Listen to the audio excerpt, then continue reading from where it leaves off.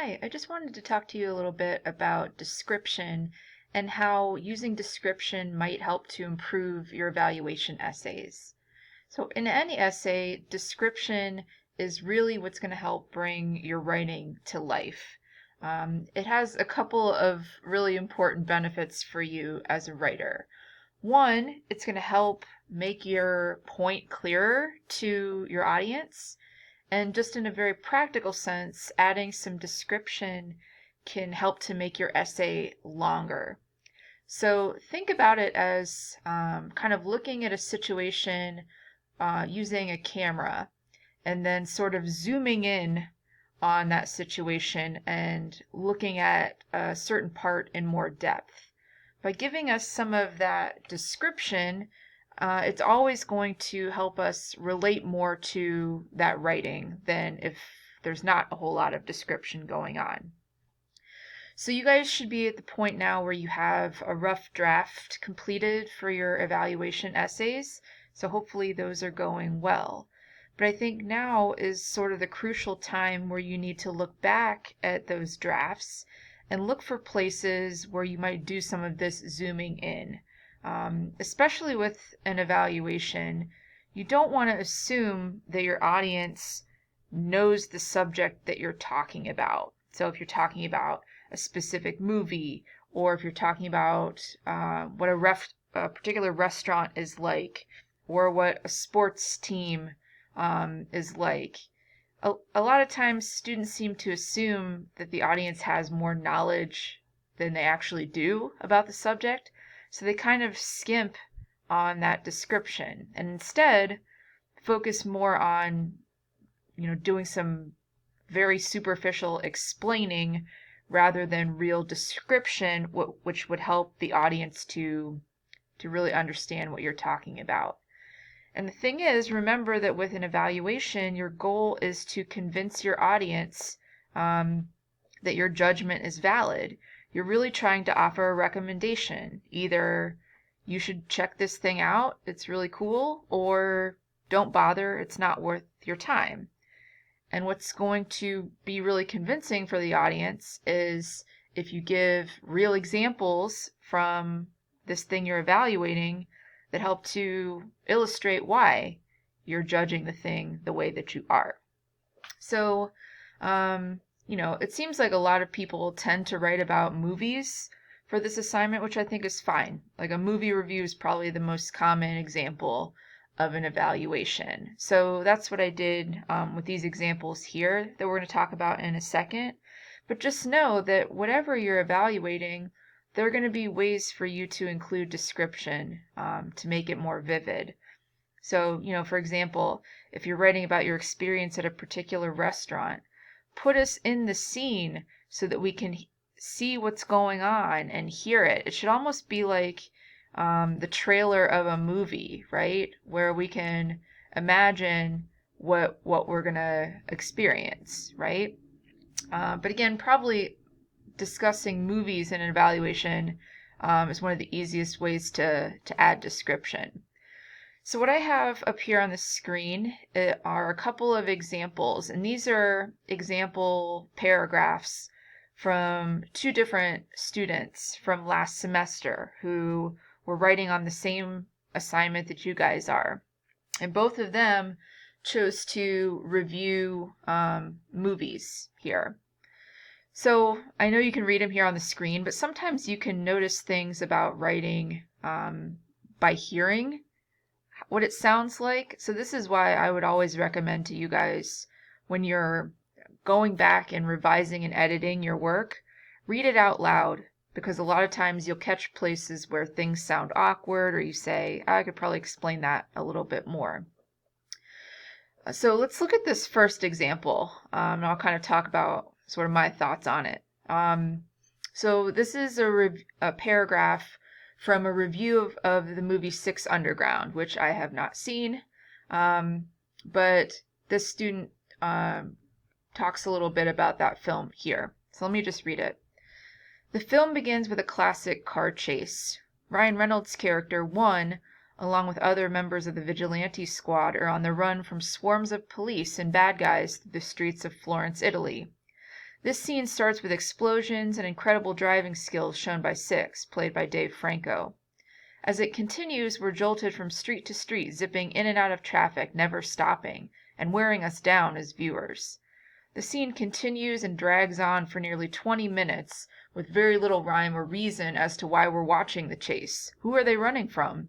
And apart from quick introductions and a flashy name card, little on who the remaining characters are. Without slowing down once, the film starts out leaving you exhausted from the non-stop crashing and explosions, leaving you wondering if you're watching a movie or a demolition derby. The movie tries to make you care at the end with a sudden accident that kills one of the characters, but fails to strike a chord due to the limited information on the character, other than that he's played by another well-known actor, in a shallow attempt to make you feel something about the movie, other than it's a movie to shut your brain off in. So I don't know about you, but I notice about this paragraph, and I think that it's pretty good, is that this really sounds like a review, doesn't it? Like, I wouldn't necessarily say it's like conversational, but you can tell that it's like this less formal language, which is appropriate for an evaluation, right? The way that he's telling sort of this summary of the film and its plot, it's interesting, right? At least for me, while I can't necessarily picture everything that he's talking about, like I can kind of see what he's saying. And again, it's because I know who Ryan Reynolds is. I know what Ryan Reynolds looks like. I know what Dave Franco looks like, right? Maybe if somebody doesn't know who those guys are, it would be a little bit harder to picture. But again, I'm kind of with him on this car ride where we're jolting and zipping in and out of traffic. Like, I can kind of feel what he's talking about, right? And again, even the way he describes it, he says that he's showing us very clearly that this is kind of a flaw in the film, right? That there's so much just action without any sort of characterization or anything like that. He's showing us very clearly in this paragraph that, he's giving that aspect of it a negative judgment or review, right? So again, I think something like this is a pretty good example, and he keeps doing this later in the paper, but just in one paragraph, I think we as the audience get a pretty good sense of what this film is like. So, like I said, I think something like this is working pretty well. Any sort of opportunity that you have to give like visual description, what things sound like, these sort of sensory details that help to put us in the scene or the movie, that's always going to help us to kind of relate to what you're talking about, right? So let's look at a second example up here. This is from different student. Let's see if I can scroll down easily. So this is from another movie which I have not seen, and it's a sequel to the Mamma Mia film that was based on the musical Mamma Mia, and it's this movie called Mamma Mia, Here We Go Again. So again, I'll read it and kind of talk about what I'm thinking here. Mamma Mia, Here We Go Again shows the life of Donna, Tanya, and Rosie after their recent graduation from Oxford University. Donna has this crazy idea to travel the world in hopes of finding the Greek island of Kalokairi. Throughout her journey, she meets three handsome men, Harry, Bill, and Sam, whom she later falls in love with, but he will be the one to break her heart. The only problem is Donna has a child with one of the men, and she does not know which one. The film then switches to present day, where Donna has passed on, but her daughter Sophie is carrying on her legacy. Donna became like a daughter to a little old lady on the island who let Donna live in her rundown barn for free. But Donna wanted to transform the barn. She just never got around to it. Sophie is making Donna's dream come true by renovating the barn into a hotel and reuniting with her three dads. So I think you can see that in a lot of ways it's different than the first example, and part of it, at least, is because it's a very different kind of movie. The first one is sort of this action film, and the second one is more like this, whatever, comedy, musical, sort of lighthearted thing, right? So it should have a different sound, I think. But for me, this second example really isn't nearly as descriptive as the first one. Here's an example of a writer doing a lot of explaining and telling, but not a whole lot of showing, right? It's really hard for me to kind of picture anything that this writer is trying to emphasize about the film, right? I don't know who plays these characters. She doesn't give any physical description of them. And really, a lot of this sort of summary is about the first film, Mamma Mia. She probably does have to talk about that a little bit to make this second movie make sense. But again, we get like very superficial explanation of what this movie's about. And I'll say, to be fair, that later in the essay, she does talk more about what happens in the film. But yeah, I think that this one's just really lacking a lot of description that would make it interesting, right? Again, to be fair, like this first example, it is more action based, right? There's more stuff to see and hear and all that. But I don't know. I think that the second example could really be improved just by showing us a little bit more. Like, why not give us a specific scene from the film that would kind of emphasize what you're talking about, right? So I decided to write one too, just to be fair. And again, I'm not claiming that my example is perfect or great or anything like that. But what I want to show you is how whatever you're writing about, whether it's a movie or whatever, something you can do is give an example to illustrate the point that you're trying to make. And this is where this description really benefits you. So I decided to write about the movie Back to the Future because, I figured most of you have seen it at some point in your life, even though it's a pretty old movie at this point. But I'll kind of point out where I'm zooming in with my camera with description, right? While the plot of Back to the Future is not necessarily original, as viewers we relate to the awkward charm of its characters, particularly Marty McFly, and want to go along for the flying DeLorean ride.